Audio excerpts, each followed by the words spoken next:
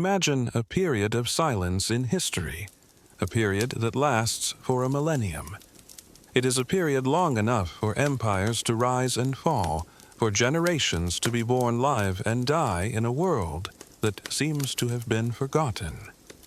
This period, which historians encapsulate from the fall of the Western Roman Empire in 476 to the first sparks of the Renaissance, is described as a deep winter sleep for all of Europe.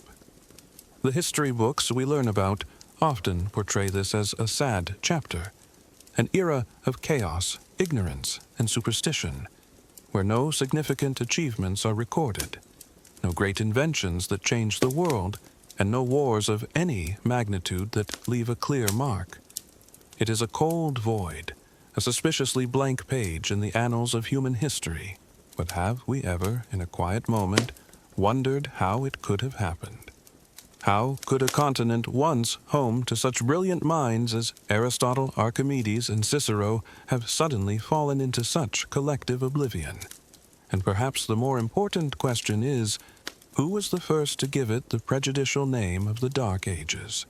For upon closer inspection, another theory begins to emerge, not as a confirmed truth, but as a whisper that has been whispered through the centuries. That theory suggests that the Dark Ages were not a natural and inevitable decline. Instead, it may have been a deliberately created fog, a veil woven by the hands of the Church, and more specifically the Vatican, not to protect the only flame of civilization, but to conceal a certain truth, to monopolize control of knowledge, and through it of the memory of an entire civilization.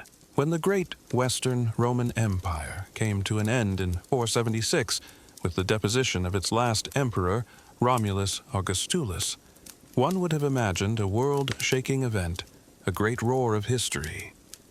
But no, the collapse took place in a strange silence. There were no trumpet blasts, no epic pages detailing every last moment. The empire simply vanished like a candle flickering, and then going out in the night, leaving behind a vast void and no explanation. It was in this suspicious silence that the mists of time began to fall. The centuries that followed from the 5th to the 8th saw a gradual fading of memory. Historical records became fragmentary, patchy, and unreliable. The flow of events was no longer continuous, but fragmented the notes of monks written hundreds of years later. And then, from the power vacuum left by the emperors, a new power quietly arose. It was not an empire with legions and swords, but a spiritual power, the Church. Power was no longer held in the throne, but in the pulpit, no longer measured in land, but in the faith of the heart. As the secular world collapsed, the Church became the sole center of order, and with it the holder of the keys to the past. The responsibility for preserving history now fell to Catholic religious orders, who hid themselves in monasteries painstakingly copying ancient texts. They became the guardians of the only flame of knowledge, but that flame no longer burned pure. Every story, every event, every victory or defeat of the past, before being recorded in ink, had to pass through a sophisticated filter, the prism of theology. History was no longer a faithful record of what had happened, but a moral lesson, a testament to the power of God. What conformed to doctrine was retained embellished, and what was considered strange or unnecessary was forgotten or discarded. They preserved history, but it was a sculpted and filtered version of history, a past that was allowed to exist only if it served a single faith. When we look back at the centuries that stretched from the 5th to the 10th centuries in Europe, what strikes us most is not the chaos of war, but the oppressive silence of stasis.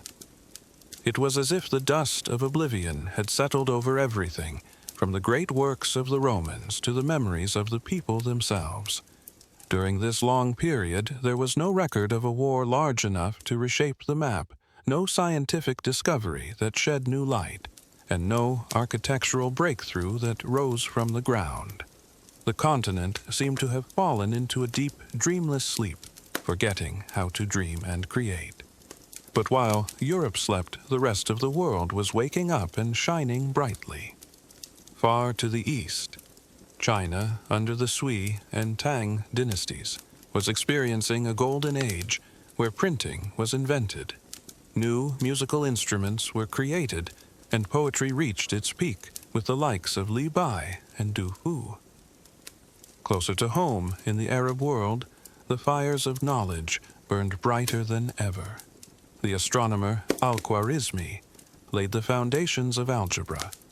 The first public hospitals were founded, and the great library of Baghdad, containing hundreds of thousands of ancient manuscripts, became an intellectual center for all of humanity.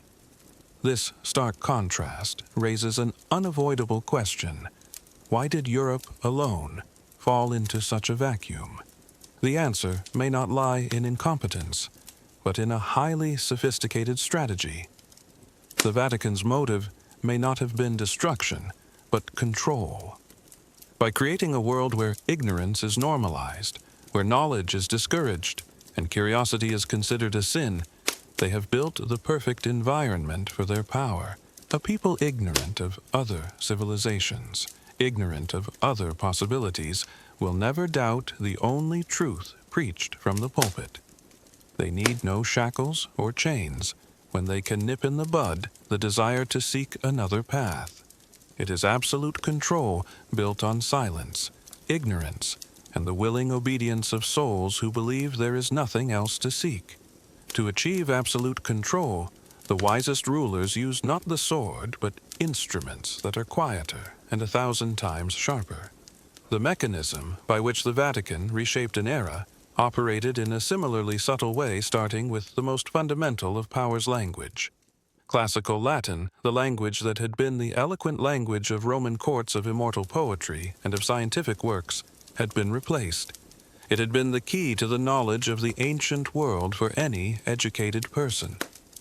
But a new key had been created: Church Latin. This was a theologized version with narrower, more complex meanings, and most importantly, it was taught systematically only to the clergy.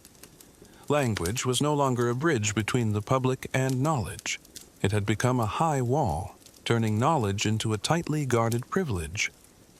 Behind that linguistic wall, another silent purification process was taking place inside the monasteries. Every ancient Greek or Roman text, before being put on the copying table, had to pass through a filter of faith. Works that were deemed to serve the doctrine were reinterpreted to suit. Books deemed pagan or heretical faced the fire, reducing the treasures of wisdom of generations to ashes. But perhaps the saddest fate was reserved for works that were simply deemed unnecessary for salvation. They were not burned, nor were they modified, but simply left on moldy shelves, allowing time and oblivion to quietly do the rest. In this way, through the process of controlling language and selecting content, the nature of knowledge was completely transformed. It was no longer a torch of enlightenment for people to freely explore and ask questions.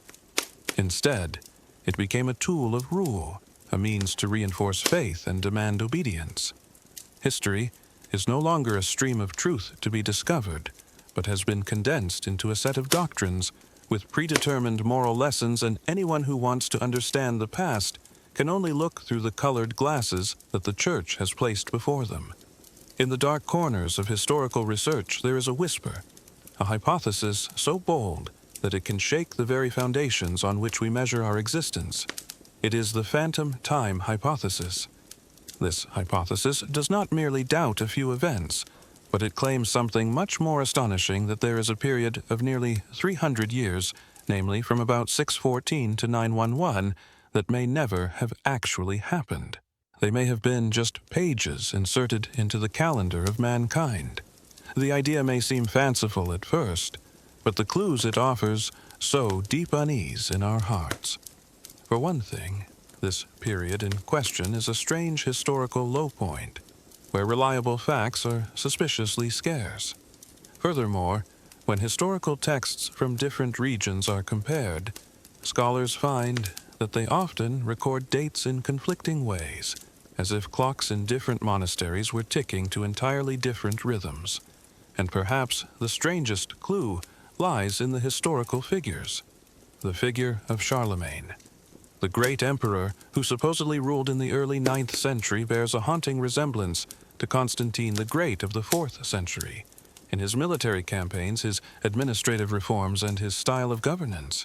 It is like an old story retold with new names, an echo of the past deliberately reproduced.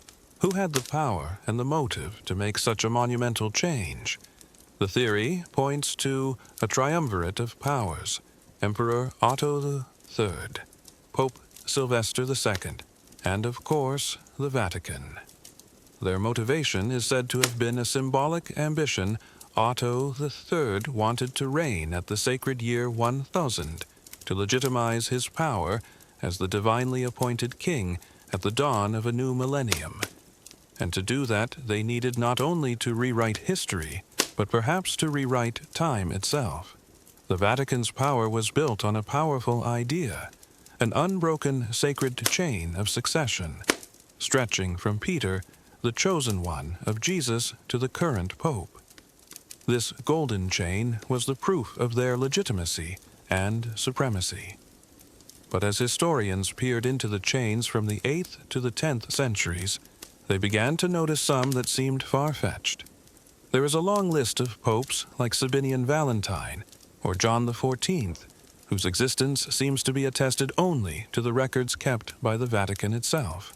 Beyond those walls, there is not a trace in secular annals, not a single archaeological relic to confirm that they ever actually walked the earth. They are like shadowy figures, names carved into the blank spaces to ensure that the chain has no gaps. One theory is that this is not a historical error, but a deliberate act of forgery.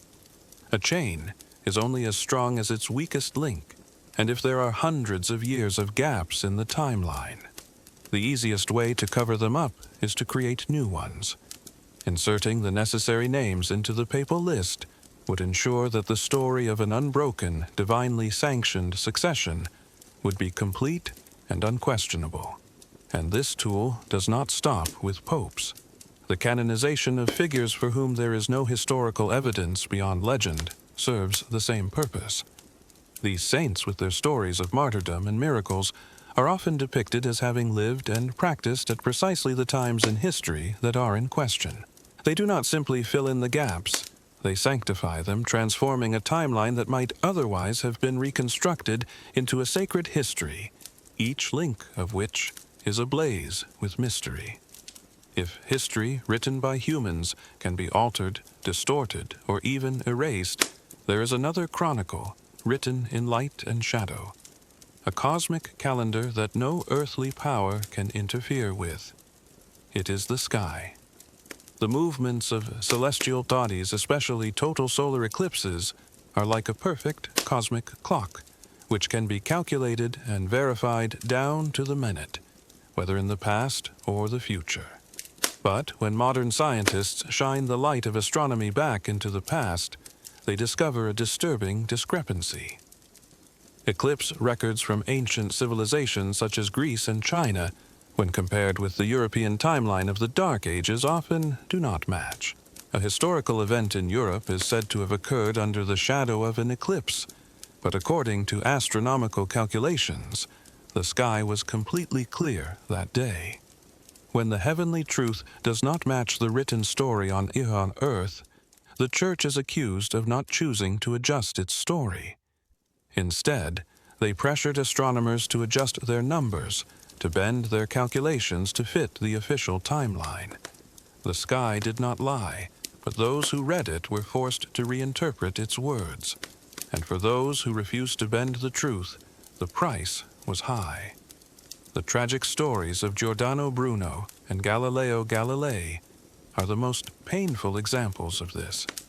Bruno was burned at the stake, not simply because he believed in an infinite universe, but because his vision challenged the Church's position as the sole center of the world. Galileo, through his telescope, saw the truth that the Earth was not the center of all things, and for daring to speak out, he was forced to publicly recant his life's truth before the Inquisition. They were persecuted not because they were wrong, but because they had touched on a truth that dogma would not allow to exist. Their silence has become a warning to all curious minds. There are truths written in the stars that you should never read aloud. We are taught that medieval Europe had largely forgotten how vast the world was, that its knowledge of geography was limited to familiar coastlines. But there are ancient maps that tell a different story, and the most remarkable of these is the 1513 Piri race map. What is astonishing about this map is not just its beauty, but its absurd accuracy. It depicts the coastlines of South America and West Africa in a level of detail that Europeans of the time could not have known. And most disturbing of all, it shows a section of Antarctica without ice, a geological fact that would only be confirmed by modern technology in the 20th century. The mystery deepens when Piri Reis notes on the map that he did not discover these lands himself. Instead, he compiled it from a number of older source maps, some dating back to the time of Alexander the Great.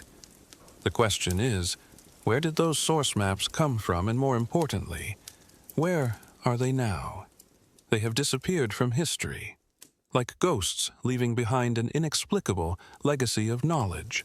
And when it comes to the most likely hiding place for these lost treasures of knowledge, all roads seem to lead to one place, the Vatican Secret Archives.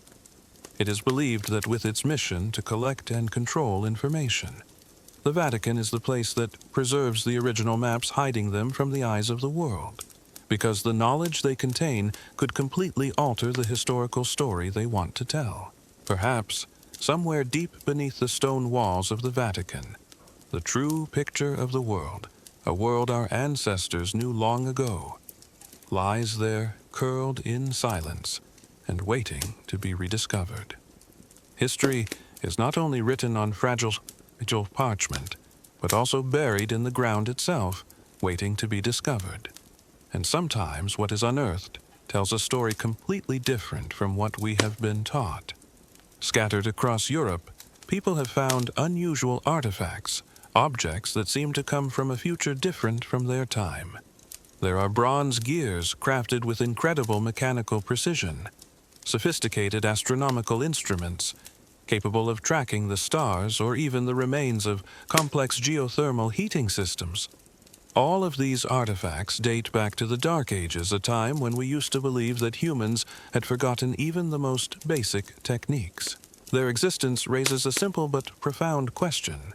Who made them, and why was their knowledge not passed down? And there is an allegation that every time such an out-of-place artifact is found, a silent intervention is at work. The Vatican has repeatedly, in the name of cultural preservation, sought to retrieve or conceal these finds before they could raise too many questions. The artifacts are taken away for preservation and then permanently lost from public view, and silence once again shrouds the mystery. But perhaps the most compelling evidence of systematic suppression lies not in what has been found, but in what has been unreasonably delayed.